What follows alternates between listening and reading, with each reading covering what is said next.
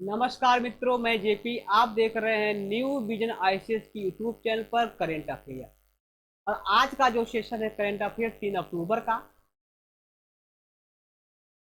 4 अक्टूबर में आपको वीडियो जाएगी। तो 4 अक्टूबर का जो दे रहा है खबर आपको है कि पूरे भारत में एक ऐसा राज्य है जिसने जातिगत जनगणना करा लिया है। भारत सरकार नहीं करा पाई, नाकामी है। बिहार राज्य नीतीश कुमार के नेतृत्व में जनगणना हो गई है। यह सराहनीय बात है।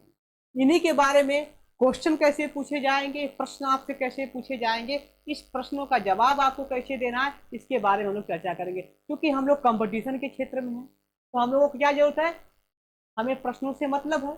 राजनीति से तो कोई बहुत ज्यादा मतलब है नहीं, लेकिन जहां राजनीति आ जाती है वहां रुक को समझाना जरूरी। भाई रुको, थोड़ा समझो क्या है राजनीति, तो समझिए। इन साहब ने बड़े काम किए थे। एक बार मुझे और याद आ रहा था कि जब बजट पेश किए थे, कौन जब उस समय मंत्री थे, कौन रेल मंत्री थे, तो रेल मंत्री में इतने व्यक्ति चला कि 5 मिनट मेरे यानी कि बजट को पढ़ के सुना दिए थे। आप 5 मिनट में जानते क्या काम किए थे? एक अर्चना नाम की ट्रेन चला दिए थे। अब अर्चना नाम की जो ट्रेन चलाई थी, अर्चना नाम के पीछे कहानी है, आप तो जानवर करते हैं। अब अर्चना कौन थी मैं नहीं जानता हूँ, लेकिन समझिए बात को। तो ये ट्रेन चला दिए थे साहब, अच्छे व्यक्ति हैं, मैं इन्हें सलाम करता हूँ, नमस्कार। ठीक है। तो ये ऐसे व्यक्ति इन्होंने जाति जनगणना करा। अब जाति जनगणना की वजह से यह पता चलेगा कि देश में नहीं, राज्य में, बिहार जैसे राज्यों में कौन का तबका, कौन सा कौन सी जाति की नौकरी पेशे में कितनी ज्यादा है, कौन सी जातियां उच्च पद पर कितने बैठी हुई है, कौन सबसे गरीब है, कौन सबसे अमीर है, किसको कितना आरक्षण देना चाहिए, ये सब का सब क्या है, ब्यौरा आपको मिल जाएगा। ये अच्छी बात है। कहीं ना कहीं ये बहुत सराहनीय बातें हैं, और सराहनीय बातें होने के नाते पे मैं इन्हें बार बार क्या करता हूँ, सलाम करता हूँ। मैं नरेंद्र मोदी से, महामहिम हमें नरेंद्र मोदी को प्रणाम करते हुए कहता हूँ कि हे मोदी जी, आपको भी पूरे देश में जातिगत जनगणना करा लेना चाहिए, क्योंकि सभी जातियां आपकी हैं, और आप सभी जातियों के आप हैं। ये नहीं मेरा कहने का मतलब, मेरा कहने का मतलब है कि इस धरा पे जो भी है आप सब में बसे हैं। आप राम हैं, आप भगवान हैं, क्यों, आप लॉर्ड हैं, तो सबका जन करा दिया जाए, बेटर रहेगा। आइए हम चलते हैं प्रश्नों की दुनिया में। प्रश्नों की दुनिया में तो जातिगत जनगणना क्या है, बिहार में हो गई है। आइए देखा जाए। चलिए, क्वेश्चन किस प्रकार से कह रहा है। क्वेश्चन आपका है, कह रहा है कि भारत में पहला जाति आधारित जनगणना कराने वाला राज्य है। तो भैया आप सभी लोग जानते हो कौन सा राज्य है, बिहार राज्य है। बिहार राज्य, बिहार की मुख्यमंत्री कौन है, तो कहेंगे नीतीश कुमार। बिहार के मुख्यमंत्री कौन है, तो कहेंगे आप नीतीश कुमार है। आइए कुछ और देखिए, बिहार की जनसंख्या कितनी, तो आप कहेंगे 13 लाख, मापेगा 13,07,25,310 जनसंख्या। इन जनसंख्या में पुरुषों को अलग कर दिया जाए, महिलाओं को अलग कर दिया जाए। तो अगर पुरुषों की बात आए तो पुरुषों में कहा जाएगा, मेल का मतलब क्या आता है, पुरुष होता है ना वो। तो पुरुषों की जनसंख्या कितनी है, इतना है। महिलाओं की जनसंख्या कितनी है, तो क्या बताएंगे, इतनी है। तो ये पूरी की पूरी जनसंख्या है। अब इन पूरी की पूरी जनसंख्या में, बिहार में कुल कितने जातियां हैं, तो कहेंगे 215 जातियों का आंकड़ा निकल के आया है। तो कहा जाएगा बिहार में 215 जातियां 215 जातियां हैं। कितनी जातियां हैं, तो कहेंगे 215 जातियां हैं। लेकिन 215 जातियों में बाबू एक बात और समझ लीजिए यहीं पे, 215 जातियां में से 100 190 जातियां 190 जातियों की जो जनसंख्या है वह 1% से भी क्या है, कम है। कई प्रतिशत से कम है, 1% से भी कम है। इसके बाद कहा गया है कि जो 25 जनसंख्या है, क्या नाम है, जो 25 जनसंख्या है वह 1% से क्या है, अधिक। 1% से क्या है, अधिक है। इन जातियों की मैंने बात बताया जिनकी क्या है संख्या, जिनकी संख्या कितनी है 1% से कम है, और जो 25 है उनकी क्या है 1% से अधिक है, 1% से अधिक है। आइए देखें, जातिगत जनगणना के आधार पर बिहार में 215 जातियां हैं। बिहार में 215 जातियों के लोग रहते हैं। तो 215 जाति के जब दो लोग रहते हैं तो आप देखेंगे कि यह जो चीज है आपका क्या भाई, यह है 190 जातियों की संख्या 1% से कम, और यहीं पे जो 25 जातियों की संख्या है वह 1% से अधिक है। इसे क्या कहेंगे, अब प्रतिशत कह लिया जाए, और इसे क्या कहेंगे हम लोग, प्रतिशत कह लिया जाए, तो प्रतिशत से अधिक है। बिहार में लिंगानुपात कितना, तो कहेंगे 973। समझने का बात है, अगर पुरुष की जनसंख्या किसकी, पुरुष की संख्या कितनी है 1000 है, तो महिला की जनसंख्या कितनी है, महिला की जनसंख्या कितना, तो आप कहेंगे 953। अगर प्रश्न बना है कि उत्तर प्रदेश की बात आ जाए, किसका, उत्तर प्रदेश की, तो कहेंगे 900 कितना बताएंगे, 912 है। कितना है, 912 है, 912। लिंगानुपात, किसका लिंगानुपात, उत्तर प्रदेश का। बिहार का लिंगानुपात कितना है, तो कहेंगे 993। जरा सोचिए, इसका मतलब यह है कि यदि हम इसे घटा देंगे तो आ जाए कितना, 7, और यहाँ पे घटा दें कितना, 9 में से गया 4, 9 में से गया 4, तो 47 महिलाएं अभी भी कम पड़ रही हैं शादी के लिए, ब्याह के लिए। समझ पा रहे ना, जनसंख्या पुरुषों की ज्यादा हो रही है, महिलाओं की जनसंख्या कम हो रही है। इसका प्रभाव तो पड़ेगा। जूठे कहते ब्याह जल्दी कर, ब्याह कहाँ जल्दी होगा, समय के बाद होता है। क्यों होता है, लड़कियां नहीं मिलती। आजमगढ़ की बात अलग है, उत्तर प्रदेश की बात अलग है, लेकिन बिहार की बात अलग है।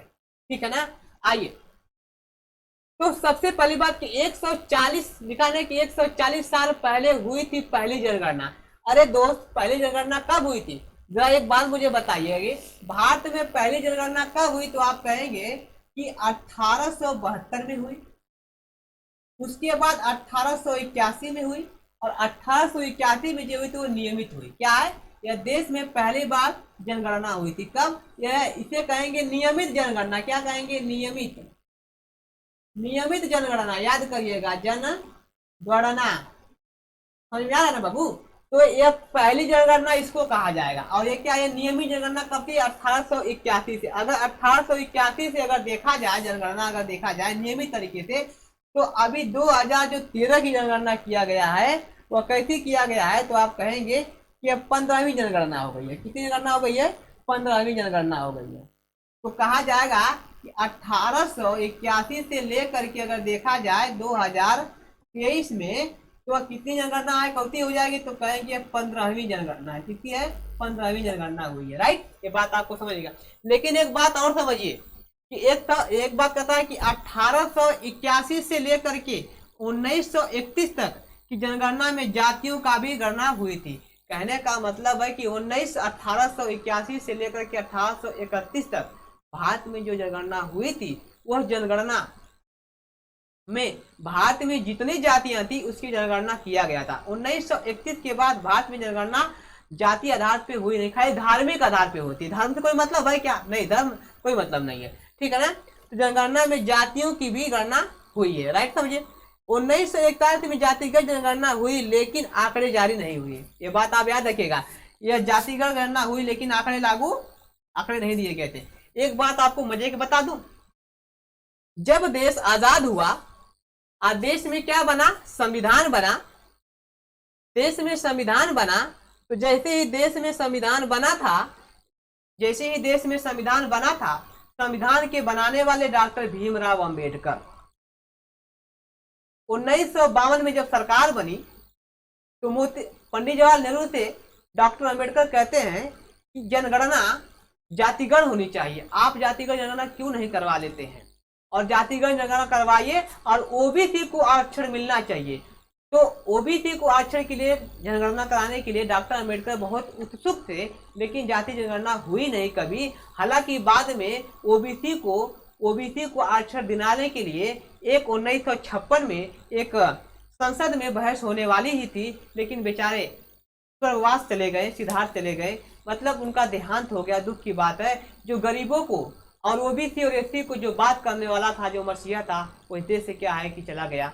दुनिया से चला गया तो कोई देखने वाला नहीं है। और उनकी काम को अगर कोई किया है तो मैं कहूंगा कि बिहार के लोगों ने किया है। ये उनकी, अगर वो कहीं पे अगर डॉक्टर बी.आर. अम्बेडकर होंगे तो उन्हें मन की शांति जरूर मिलेगी इस बात से लेकर के। और मन की शांति थोड़ी मिलेगी, कब जब मिलेगी पूरा, जब देश के सभी नेताओं ने मिल करके क्या करेंगे, देश में पूरी की पूरी जनगणना का जातिगत जनगणना कराएंगे। क्योंकि भाई जरूरी है जातिगत जनगणना। तो देख रहे हैं 1941 में जातिगत जनगणना हुई, लेकिन आंकड़े जारी नहीं किए गए। आगे और देखा जाए कुछ बात, कहा जा रहा है कि विकास के लिए 5 वर्ग बनाया गया है। हालांकि डॉक्टर अंबेडकर ने विकास के लिए 4 वर्ग बनाए थे, बाद में संविधान में संशोधन आके 13-18 में 5 बना दिया गया था, कोई दिक्कत, ठीक है ना। अब देखा जाए कि इसमें राज्य स्तर की जो बात है, इसमें देखा गया कि अत्यंत पिछड़ा वर्ग कितना 36% है। अभी भी जो पिछड़े वर्ग के लोग हैं वो कितने पे है, 36% भारत में, जिनकी जनसंख्या इतना है। पिछड़ा वर्ग जो पिछड़ा तो है लेकिन कम पिछड़ा है 27% है, जिनकी जनसंख्या इतनी है। जिनकी जनसंख्या कितनी है, इतनी है। एससी का मतलब शेड्यूल कास्ट, अनुसूचित जाति।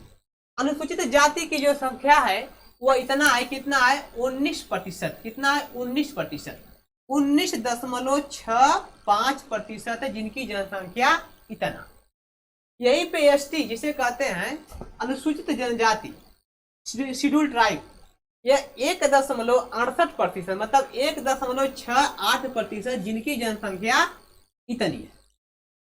अनारक्षित, जिनको आरक्षण नहीं मिला है, वो कितना परसेंट है, 15% है। अब 15% की जनसंख्या कितनी है, इतनी है। तो मुझे लगता है कि 15% में ही क्या है कि देश को चलाने वाले हैं सभी लोग, उच्च अधिकारी, बड़े अधिकारी, जज, फाज, कलेक्टर, डिप्टी वगैरह वगैरह, कुल एक्का है। क्या परसेंट पे, 15% में, ज्यादा नहीं है। पता नहीं कितनी ज्ञान आ गया है, पता नहीं कितनी ज्ञान आ गया। दरअसल बात की मामा का लड़का जज है तो भतीजा कभी रहेगा ही रहेगा, ठीक है ना। ये सब तो बिहार जाति जनगणना हुई, इसी में जरा समझिए कि इसमें कौन कौन कितना प्रतिशत है, तो समझ लीजिए। नाई जो नाव काटता है, बाल काटता है, नाई की जनसंख्या कितनी, 1.59%। बढ़ई की जनसंख्या जो आपको खुरपा बनाता है, बेड बनाता है, खुरपी बनाता है, बढ़ई 1.45% या 1.45%। और मुसहर, इस पे आप क्या खाते हैं, दाल चावल रोटी सब्जी बना के उसमें क्या मिल जाता है, हरियाणी की पत्ते वाली थाली, तो मुसहर यह 3.08% है। अगर मैं यहां से लेके जाऊं तो सही है, चलिए कोई बात नहीं है, बढ़ते क्रम में करते।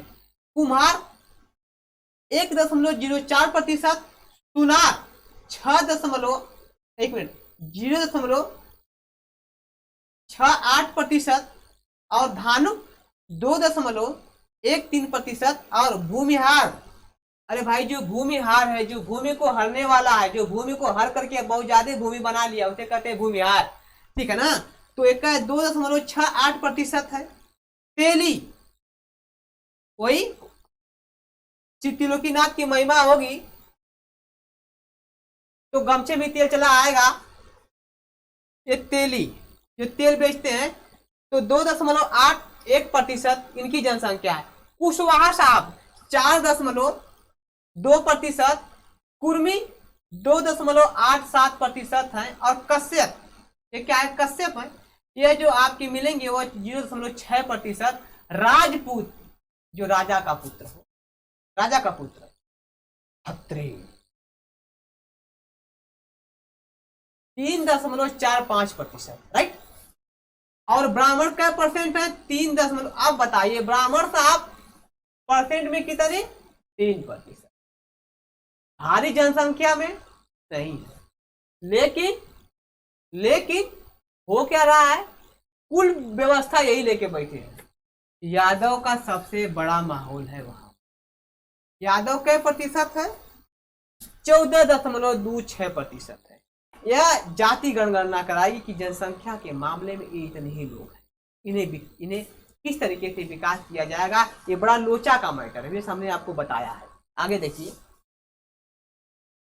बिहार में जातियों के साथ साथ बिहार में धार्मिक जनगणना भी की गई। देखिए, जाति आधारित जनगणना में धर्म से जुड़े आंकड़े, धर्म हिंदू है, मुसलमान ईमान मतलब मुसलमान, ईसाई, सिख, बौद्ध और जैन। हिंदू कितना 81.9%, मुसलमान 17%, ईसाई 0.0576%। ठीक है ना, इसको कर दे प्रतिशत तो क्या दिक्कत है, कोई दिक्कत नहीं होगी। और आपको बता दी कि जो सिख है 0.013, ये इतना प्रतिशत कौन है, सिख। बौद्ध 0.0851%, जैन 0.0096%। एक बात आपको बता दूं, जो ये बौद्ध धर्म है वह भारत का धर्म है, असली धर्म यही कि सब बाकी नकली धर्म है। कैसे नकली धर्म है, जितने भी हिंदू धर्म भी मध्य एशिया से चल के आए, मुस्लिम धर्म अरब से चलकर आए, ईसाई धर्म यूरोप से आए, सिख धर्म भी पैदा हुआ यहीं पे है, बौद्ध धर्म यही कहा है, जैन धर्म यही कहा है। ये जैन धर्म, लेकिन जितने भी अपने देश के धर्म है उसे सब लतिया के बाहर देती है। भारत का सबसे बड़ा कोई धर्म अगर है तो वह है बौद्ध धर्म। और दुनिया में 53 देशों में क्या करता है, अपनी छवि बनाया रखा हुआ है। 53 देशों में छवि बनाए रखने के कारण पर भी क्या हुआ है कि भारत में निगड़ी से मार की लतिया के भगा दिया गया था। कौन भगाया था, हिंदू के लोगों ने। मैं सब बोलता हूं, सही बोलता हूं, समझिए बात को, राइट है। आगे देखिए,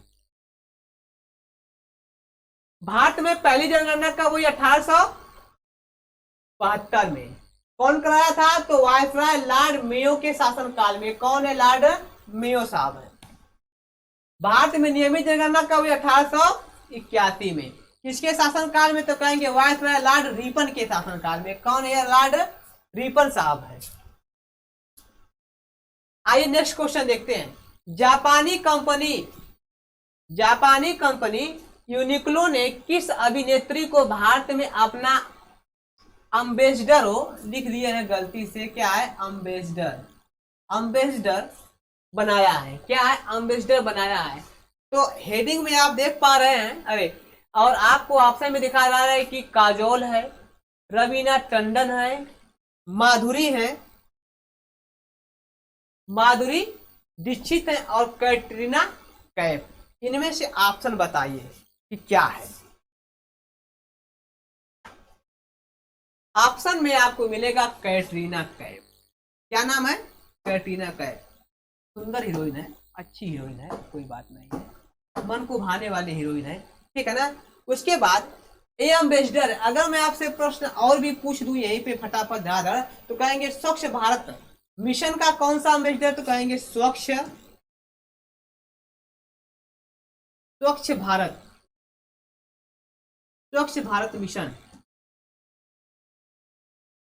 मिशन का एम्बेसडर कौन है, किसे बनाया गया था। और आपसे पूछ सकता है रेडमी का नाम सुने, अरे वही रेडमी मोबाइल का एम्बेसडर कौन है।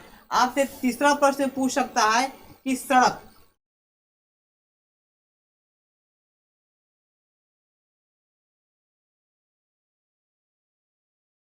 सुरक्षा अभियान है ना, इसका एम्बेसडर कौन है, तब क्या बताएंगे। तो इसका है अक्षय कुमार। क्या नाम है, अक्षय कुमार है। किसके हैं भाई, तो आप कहेंगे सड़क सुरक्षा अभियान के। अगर मैं आपसे बात करूं कि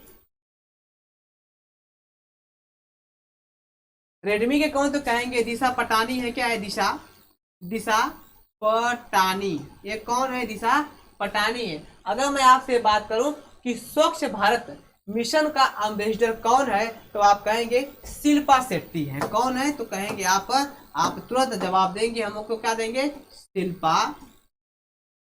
शिल्पा शेट्टी। कौन है भाई, शिल्पा शेट्टी जी हैं, ध्यान दीजिएगा, शिल्पा शेट्टी जी हैं, कहा है ये अम्बेसडर है। आपको तीनों क्या है, चारों अम्बेसडर मिल गए। पहला इसे कह दिया जाए, दूसरा इन्हें का, तीसरा इन्हें और चौथा यह। ये बात याद है। जापानी कंपनी के न्यूक्लो ने किस अभिनेत्री को भारत में अपना अम्बेसडर बनाया, देखे ना, यूएनक्लो, ठीक है ना, यह है कैटरीना कैफ है जो अभिनेत्री है।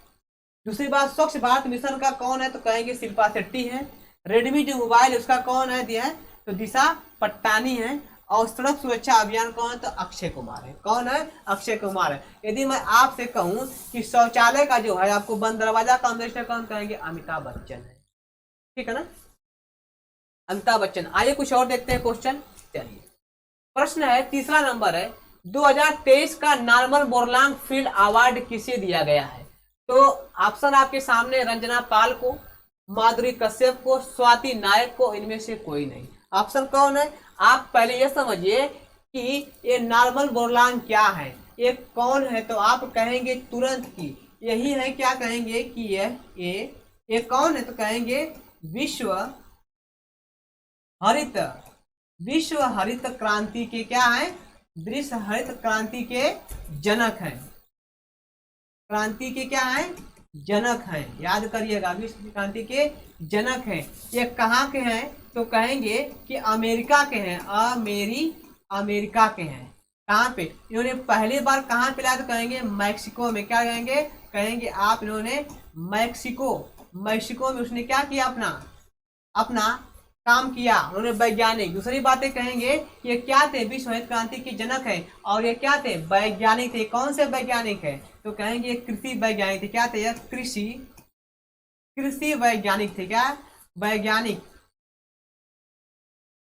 कृषि वैज्ञानिक थे, याद करिएगा, कृषि वैज्ञानिक थे। कौन, ये है नॉर्मन बोरलांग। कहाँ के रहने थे, तो आपके बताएंगे ये कहाँ के हैं, तो आप बताएंगे अमेरिका के हैं। और अमेरिका के उत्तरी अमेरिका के क्षेत्र में एक इलाका पड़ता है, इसका नाम है मैक्सिको। और मैक्सिको में उन्होंने सबसे पहली बार हरित क्रांति की शुरुआत कर दिया थे। कौन है, तो नॉर्मन बोरलांग। इन्हीं के अपरांत में इनकी मृत्यु कब हुई है, तो कहेंगे कि 12 सितंबर 2009 को, ठीक है। तो कहेंगे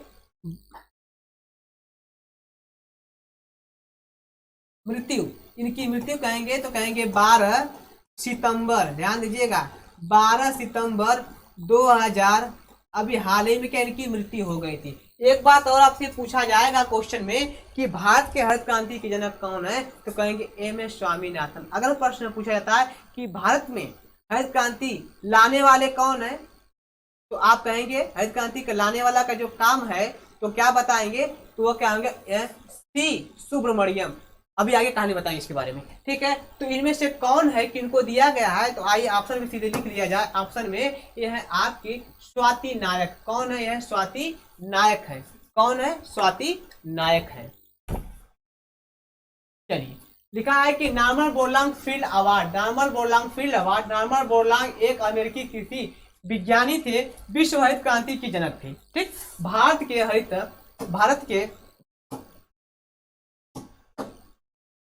हरित क्रांति के जनक एम.एस. स्वामीनाथन है। भारत में हरित क्रांति लाने का श्रेय किसको जाता है, तो सुब्रमण्यम को जाता है। अगर प्रश्न आपसे दोबारा पूछे कि भारत में हरित क्रांति कब आई थी, तब तो कहा जाएगा भारत में हरित क्रांति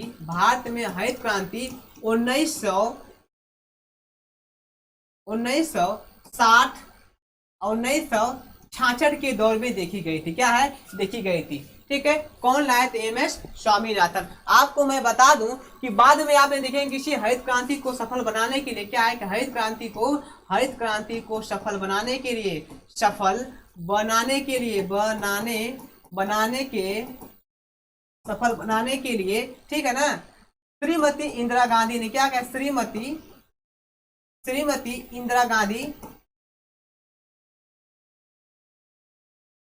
इंदिरा गांधी ने 14 बैंकों का क्या कर दिया था, 14 बैंकों का राष्ट्रीयकरण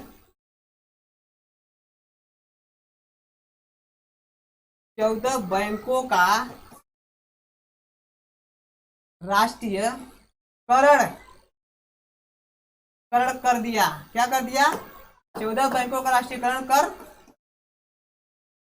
कर दिया, ठीक है ना। ये इसी को हरित क्रांति को सफल बनाने के लिए। आइए नेक्स्ट क्वेश्चन देखा जाए। हाल ही में भारत के किस राज्य में महिला विधानसभा अध्यक्ष, अरे वाह, महिला विधानसभा अध्यक्ष बन गई हो महिला, ठीक है, कौन है भाई?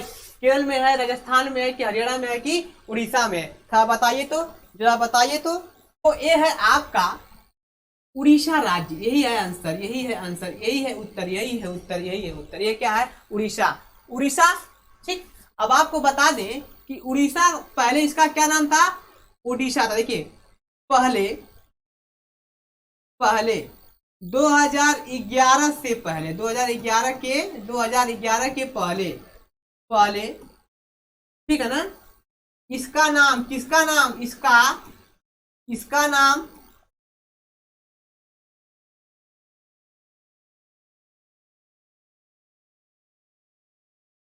उड़ीसा था। क्या था?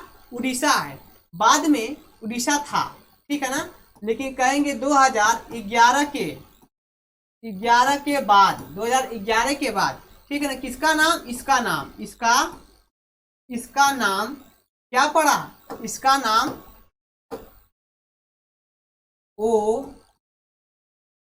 ओडिशा पड़ा। ध्यान देने की बात है, क्या है? इसका नाम क्या बन गया? उड़ीसा बन गया।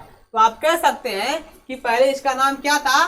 पहले इसका जो नाम है वह यह था। क्या नाम था पहले इसका नाम? पहले इसका नाम था उड़ीसा था। अब इसका क्या नाम हो गया? उड़ीसा हो गया, राइट ना। पहले इसका नाम था उड़ीसा। अब प्रश्न बनेगा आपसे यहाँ पे कि यहाँ उड़ीसा के मुख्यमंत्री कौन है और महिला का नाम क्या है? इस महिला का नाम है प्रमिला मलिक। क्या नाम इनका? प्रमिला मलिक है। प्रमिला मलिक है।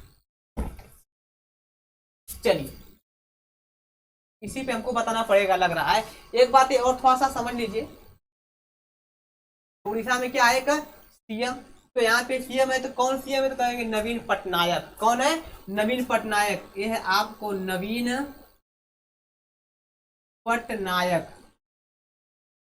पटनायक। अगर आपसे पूछ ले कि यहाँ का गवर्नर कौन है, आपसे पूछ ले कि यहाँ का गवर्नर कौन है, तो कहेंगे गणेशी लाल है। कौन है? तो कहेंगे गणेशी लाल है। अगर आपसे दोबारा यह प्रश्न पूछे कि विधानसभा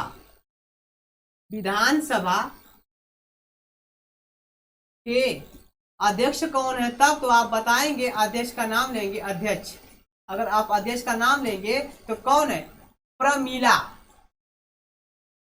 प्रमिला मलिक। कौन है? तो आप कहेंगे प्रमिला मलिक है, राइट। यह है उड़ीसा की राजनीतिक कहानी। आगे देखिए, पांचवा क्वेश्चन। 21 सितंबर 2023 को भारत एवं पाकिस्तान के बीच सिंधु जल समझौता, क्या नाम है? सिंधु जल समझौता की बैठक कहाँ हुई? सिंधु जल समझौता की बैठक कहाँ पर हुई? ये आपको क्वेश्चन है। आपका क्वेश्चन है तो ऑस्ट्रिया में, कनाडा में, चीन में, अमेरिका में।